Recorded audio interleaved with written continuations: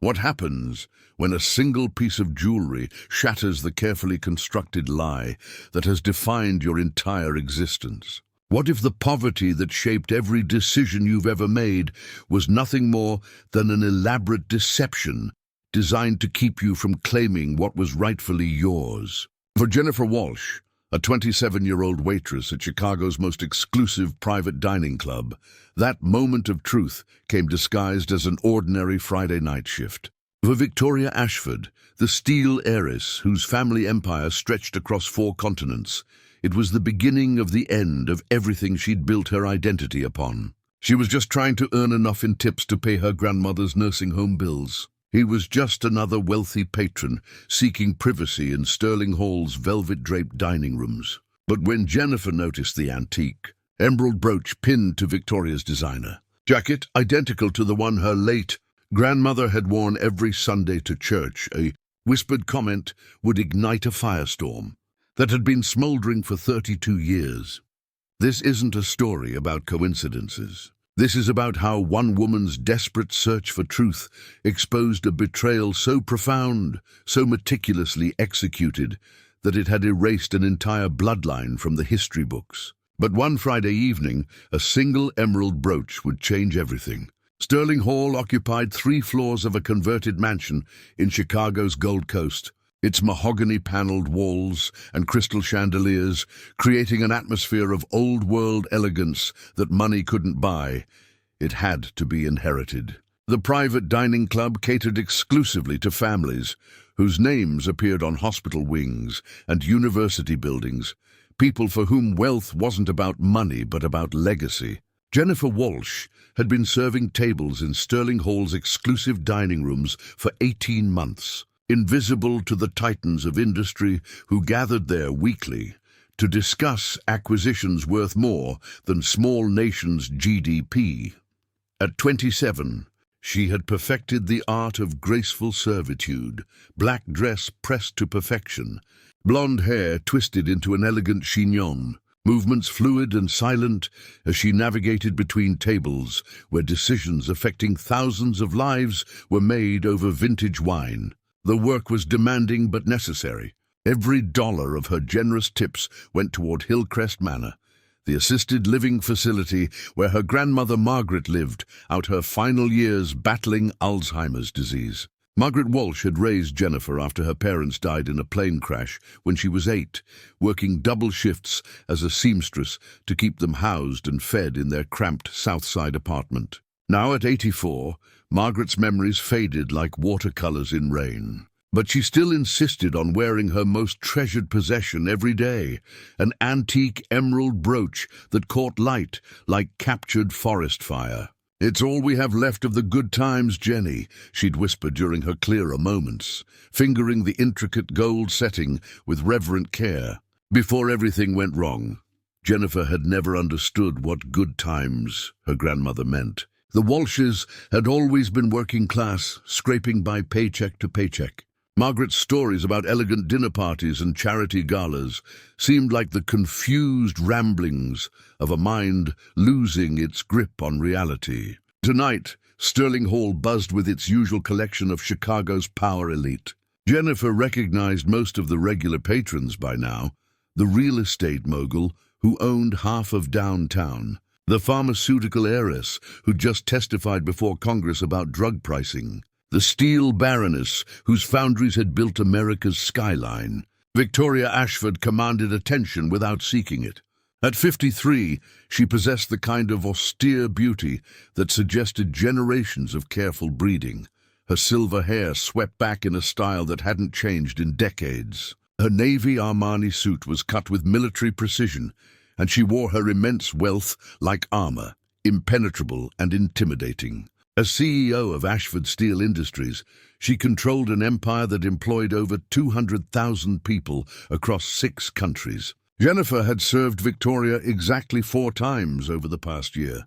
She always arrived at 7 precisely, requested the corner booth in the Burgundy Room, and ordered the same meal: Dover sole, steamed vegetables, 1 glass of Chateau Margaux.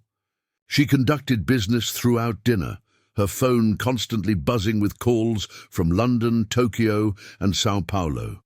She tipped exactly 20% and never acknowledged the staff's existence. Tonight felt different, though Jennifer couldn't identify why. Perhaps it was the way Victoria kept glancing at her phone with what looked like genuine concern, or the fact that she'd ordered a second glass of wine, a deviation from her rigid routine that seemed almost rebellious. As Jennifer approached with Victoria's entree, something caught her eye in the dining room's soft lighting. Pinned to Victoria's jacket lapel was an emerald brooch that made Jennifer's breath catch in her throat.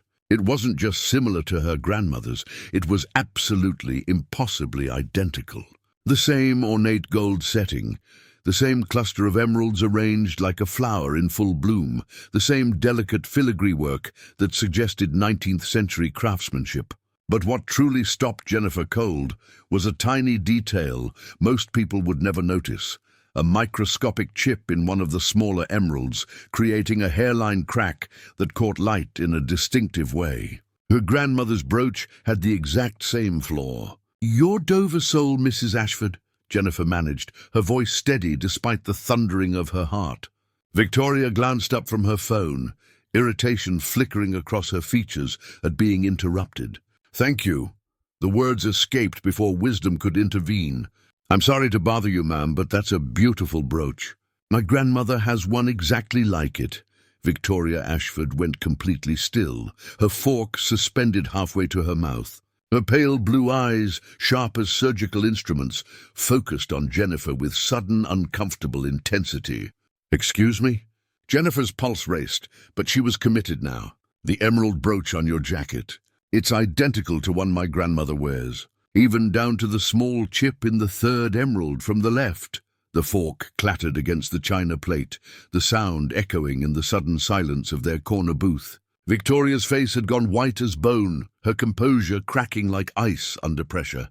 "That's impossible," she said, her voice dropping to barely above a whisper. "This brooch has been in my family for over a century. It's absolutely unique." Jennifer's heart hammered against her ribs. "But, ma'am, I've seen my grandmother's brooch thousands of times. She wears it every day, says it's all she has left from before." "Before what?"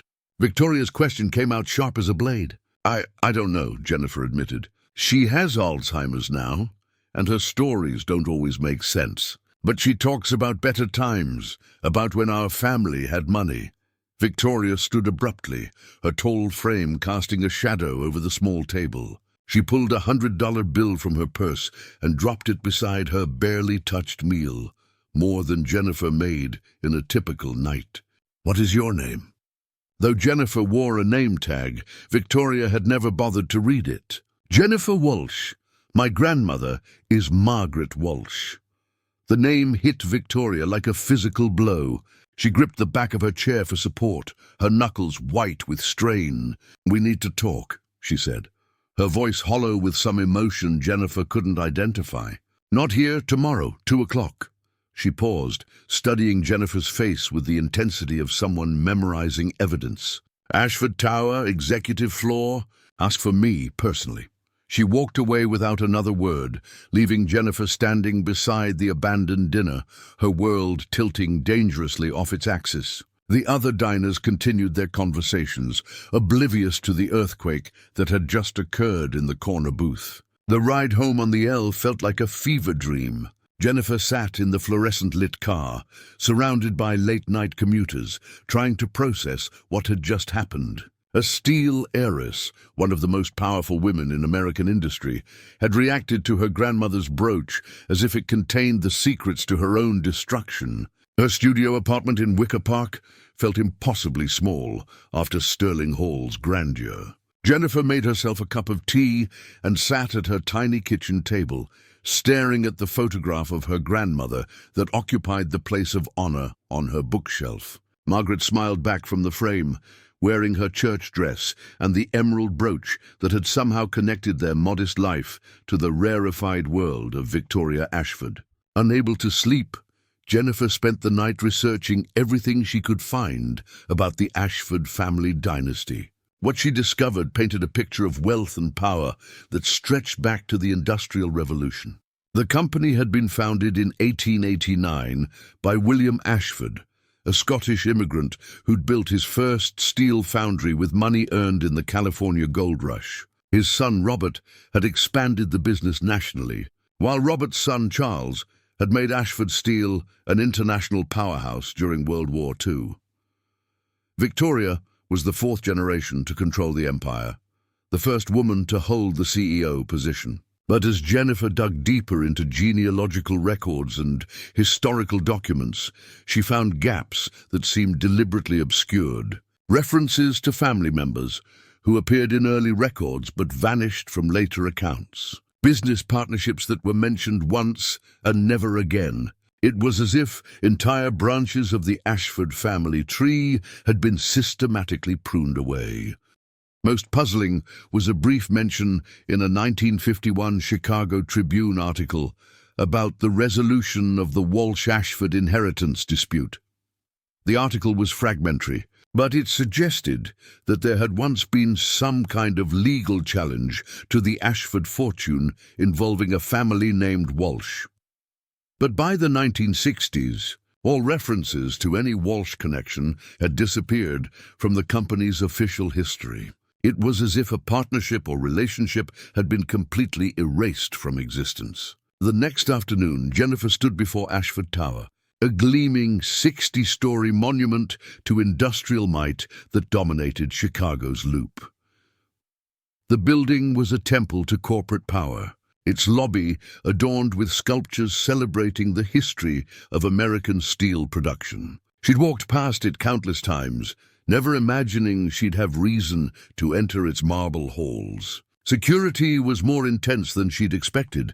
Men in expensive suits with earpieces who looked like former Secret Service agents. When she mentioned her appointment with Victoria Ashford, their demeanor changed instantly. She was escorted to a private elevator that ascended directly to the executive floors, carrying her up through layers of corporate hierarchy she'd never known existed. The executive floor was a shrine to industrial achievement, with floor-to-ceiling windows offering a commanding view of Lake Michigan. Original paintings by masters hung alongside historical photographs showing the construction of Chicago's greatest architectural achievements. It was a space designed to intimidate, to remind visitors of the vast power wielded by the people who controlled American industry.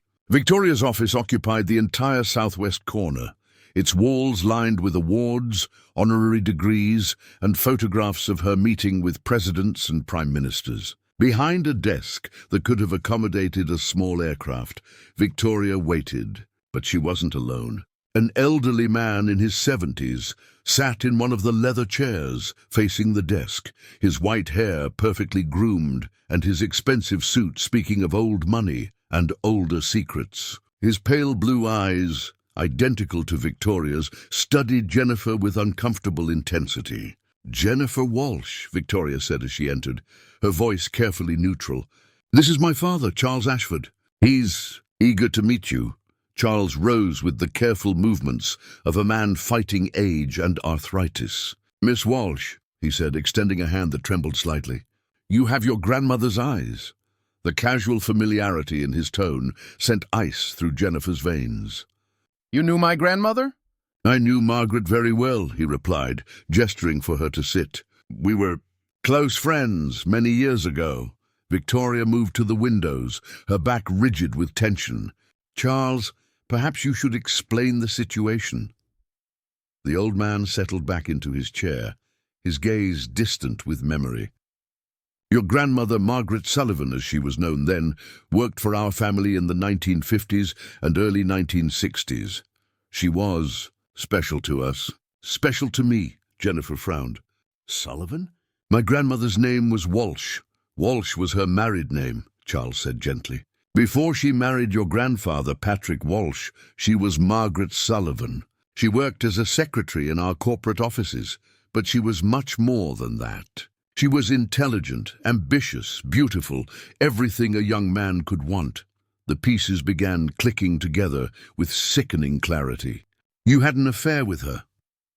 Charles flinched at the blunt words. It was more than an affair. I loved her, Jennifer, desperately, completely, foolishly. I was 25, heir to an empire, and she was 23, the daughter of Irish immigrants who cleaned offices downtown. What happened? Jennifer asked, though part of her already knew the answer would shatter everything she'd believed about her family. Victoria turned from the windows, her face a mask of controlled emotion. My grandmother, Charles's mother, discovered the relationship. She was horrified that her son was involved with someone she considered beneath our social station. Charles's voice grew heavy with decades of regret.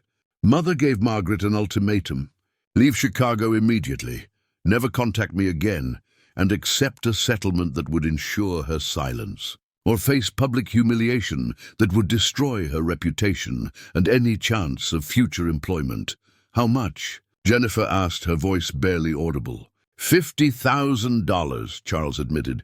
A substantial sum in 1962, but nothing compared to what she was giving up. Jennifer's mind reeled. What was she giving up? The silence that followed was deafening. Charles looked at Victoria, some unspoken communication passing between them. Tell her, Victoria said finally. She deserves to know. Charles reached into his jacket and withdrew a small velvet box. Inside, nestled on faded silk, lay a diamond engagement ring that caught the afternoon light like captured fire. I was going to propose, he said, his voice breaking. I had it all planned. We were going to announce our engagement at the company Christmas party, weather the social scandal, and build a life together. Jennifer stared at the ring, understanding flooding through her like ice water. She was pregnant. Charles nodded, tears visible in his pale eyes. With your father. Thomas Walsh was my son, Jennifer. Which makes you my granddaughter. The room spun around her. Everything she'd believed about her family, her heritage, her place in the world, all of it crumbled in an instant. The brooch, she whispered, was my engagement gift to her, Charles confirmed. I had it specially made, one of a kind. The emeralds came from a mine my grandfather owned in Colombia.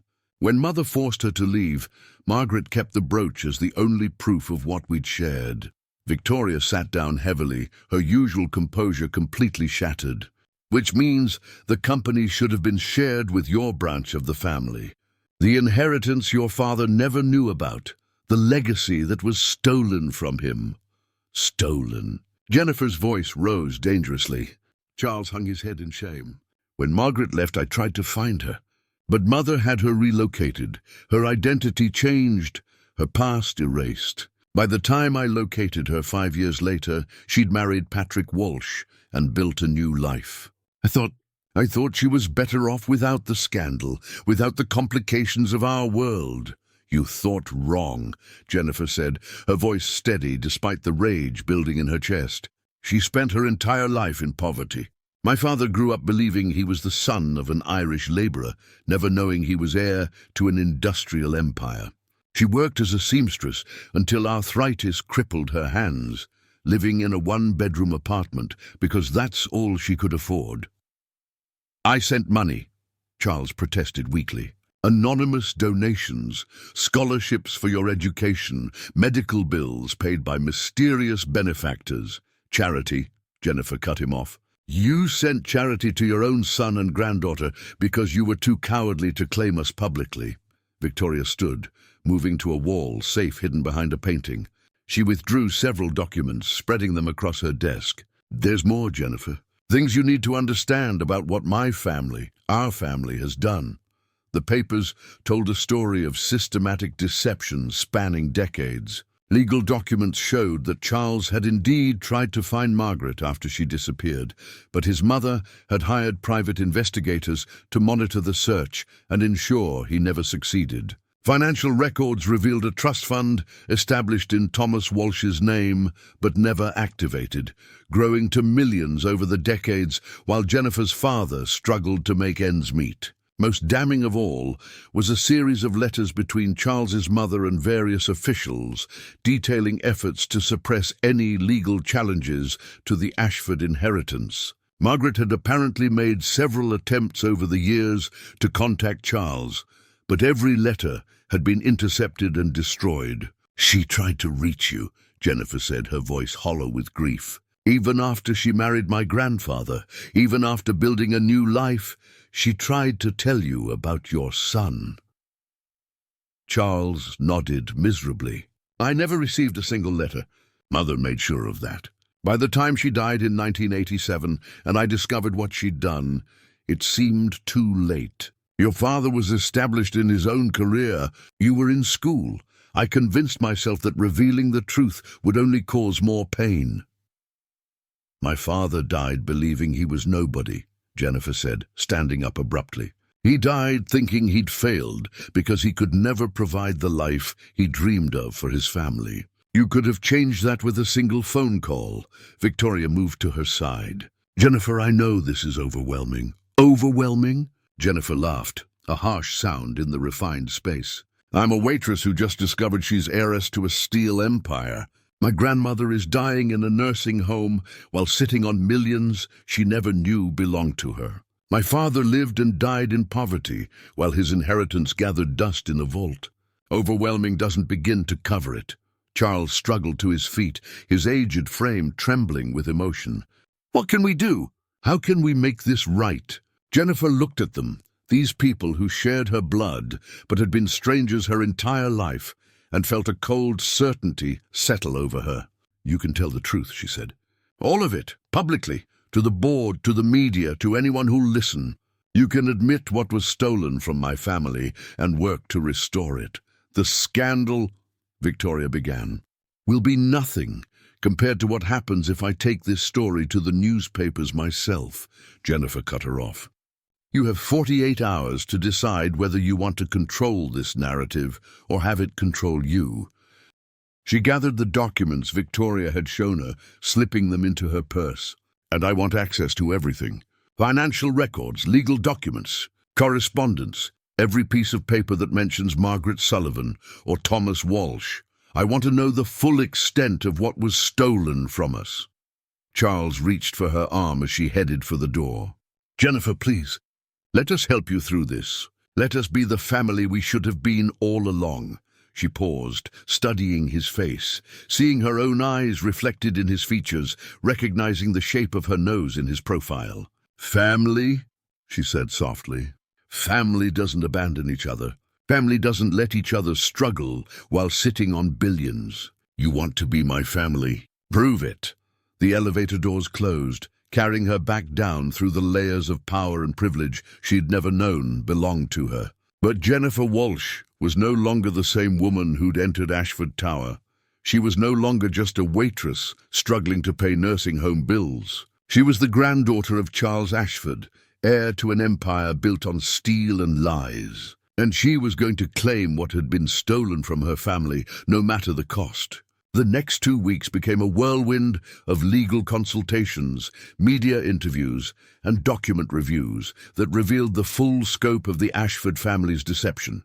Jennifer hired Catherine Martinez, the same attorney who'd taken down pharmaceutical dynasties and oil cartels, to navigate the complex web of inheritance law and corporate governance. What they discovered was more extensive than Jennifer had imagined. The original Ashford Steel had been founded as a partnership between William Ashford and his brother-in-law, James Sullivan, Margaret's grandfather.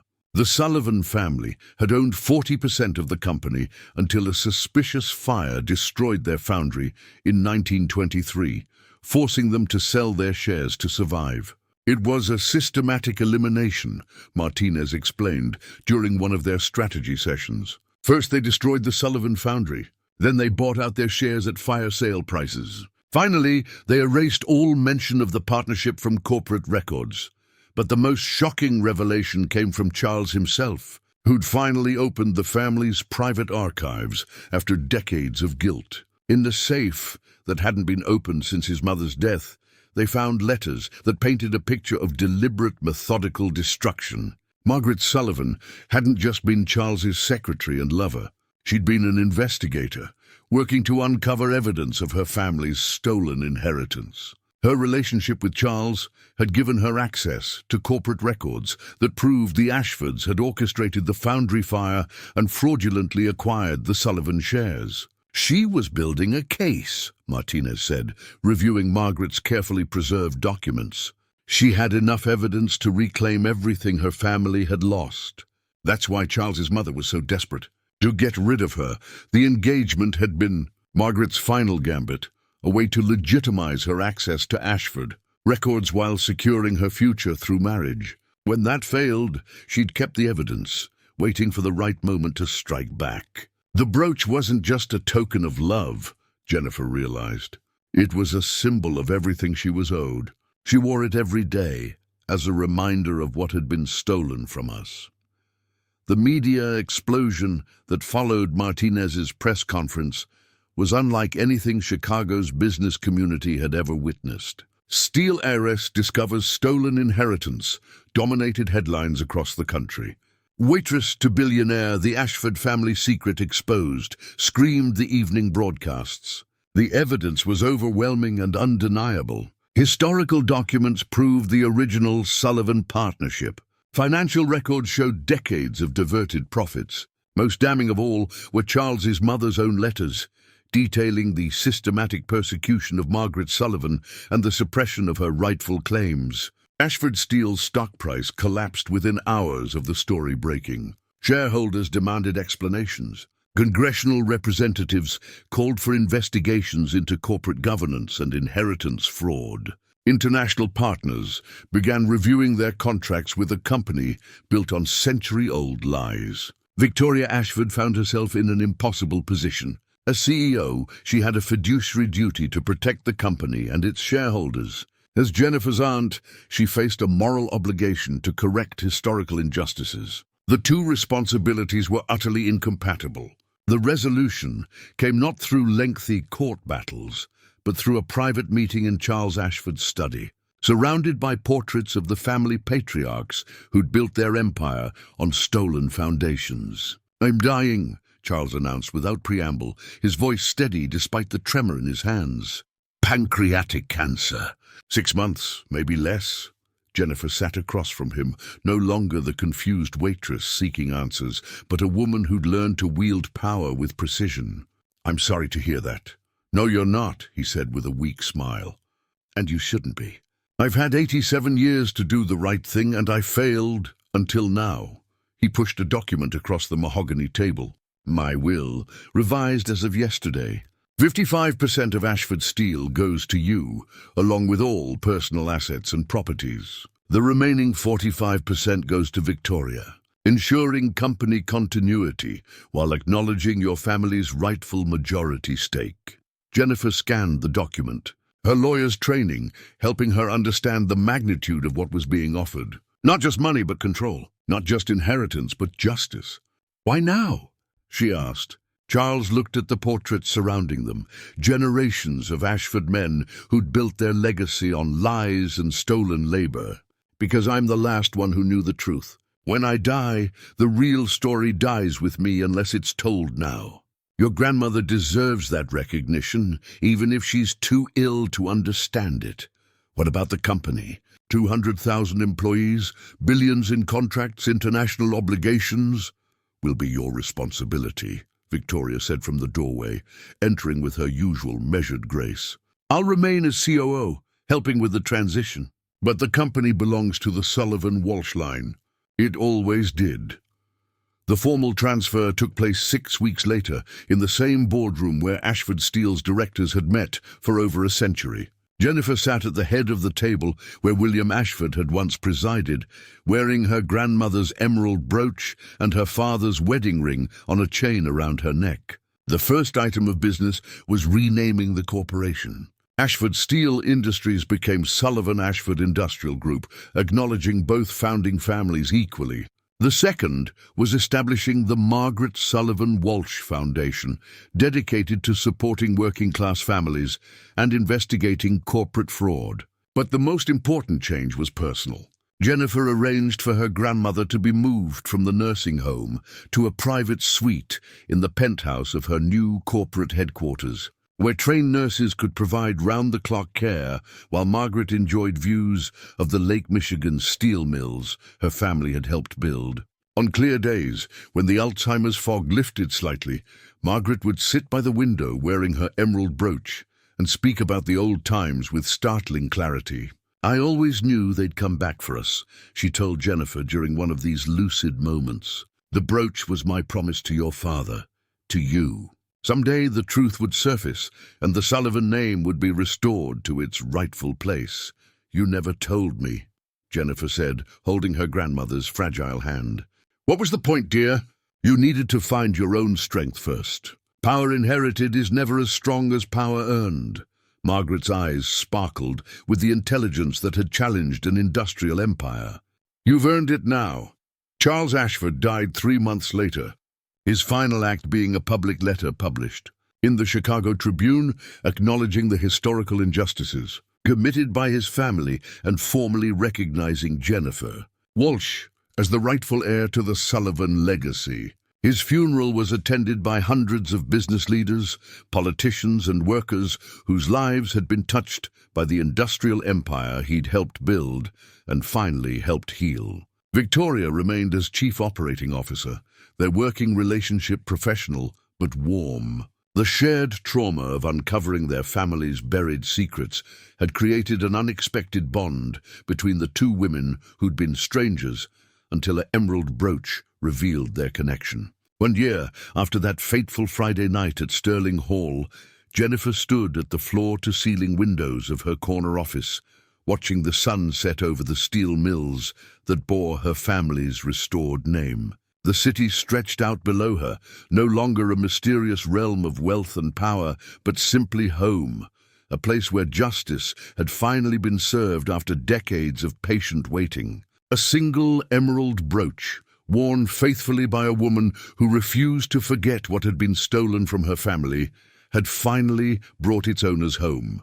Jennifer Walsh had walked into Sterling Hall as invisible service staff and emerged as Jennifer Sullivan Walsh, guardian of a legacy that had been buried but never truly lost. Sometimes justice arrives like lightning, swift, brilliant, and impossible to ignore. Sometimes it comes quietly, carried in the hands of a working woman who refused to let her family's truth remain hidden. Margaret Sullivan's brooch had finally fulfilled its promise, and the empire that tried to erase the Sullivan name would forever bear it in recognition of what had been stolen and finally restored. This story reminds us that every family has its secrets, every fortune has its foundations, and sometimes it takes someone from outside the circle of power to illuminate the truth that power works so hard to conceal. If this tale of perseverance, justice, and the ultimate triumph of truth over deception moved you, share it with someone who believes that every legacy deserves to be honored. Like this story, and subscribe for more tales that prove no secret, no matter how carefully guarded, can remain buried forever when justice demands its day.